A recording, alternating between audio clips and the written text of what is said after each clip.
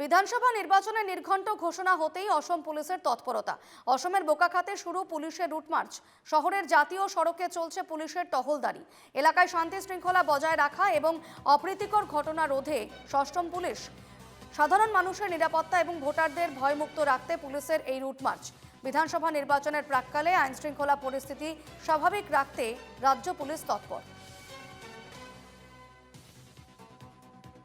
সকলোৱে জ্ঞাত যে নিৰ্বাচনী অধিসূচনা জাৰি হোৱাৰ লগে লগে আমাৰ নিৰ্বাচনৰ যি কাৰুকাৰ্য আৰম্ভ হৈছে, আমিও সেই হিচাপত আমি সষ্টম হৈছোঁ।